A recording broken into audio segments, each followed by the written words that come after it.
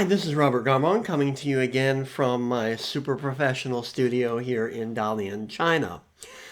Today I want to talk a little bit about the economic impact of the Wuhan coronavirus. I've argued before that the health impact is not going to be on the severe end of things and that many people are overrating the health impact. However, today I want to argue about the economic impact. And in this case, I want to argue that most analysts are significantly underrating the economic impact. Take this one to the bank. The economic impact of the Wuhan coronavirus will be much greater than most analysts are currently predicting. Why? Because they're basing their predictions on SARS, which had a very steep but very short-lived impact on the Chinese economy, about a quarter and a half. This, I think, is not an apt comparison for a number of reasons. Number one, the underlying fundamentals in 2003 were extremely bullish for China. China had just integrated into the World Trade Organization and become a full member of the international community, and it was just on the upswing in terms of its impact on the world economy.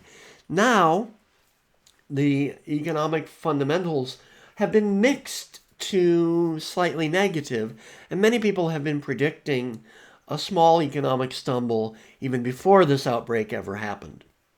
Number two, China's role in the world has changed. In 2003, China was the world's factory and very little else. Goods flowed out of China, money flowed in. That's about it. There was a growing but very small Chinese middle class buying things like computers and luxury goods. But now, the Chinese middle class has become a major part of the world economy. Apple depends heavily on China for iPhone sales. American car makers make a huge percent of their earnings based on sales in China. Raw materials for China are a major part of the Australian economy, etc., etc., etc. So China is much more a part of the world economy now. It's not just producing things to sell on. Number three, the nature of manufacturing has changed significantly. In 2003, lean manufacturing was a growing trend that had spread through from the automobile industry through parts of the electronics industry, but it hadn't become the dominant force that it is now. And in this regard, Tim Cook was the pangolin of lean manufacturing. He harbored it, perfected it, and spread it globally. Lean manufacturing is a massive feat of integration. And as such, it depends on each part functioning perfectly.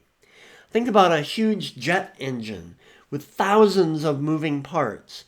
It's a huge and powerful machine, but a guy in Wuhan with 3 coins can bring the whole thing to a screeching halt. Now, I don't have specific predictions. I don't have the data, and I'm not trained to make a detailed prediction. However, I can say this.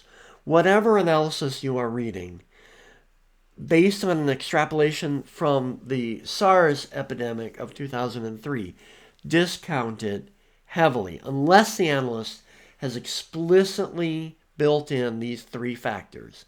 Number one, the underlying fundamentals of the Chinese economy. Number two, China's role in the world. And number 3, the nature of manufacturing in today's world. Again, thank you for listening. Please hit like and subscribe and throw your comments downstairs. I love to see them.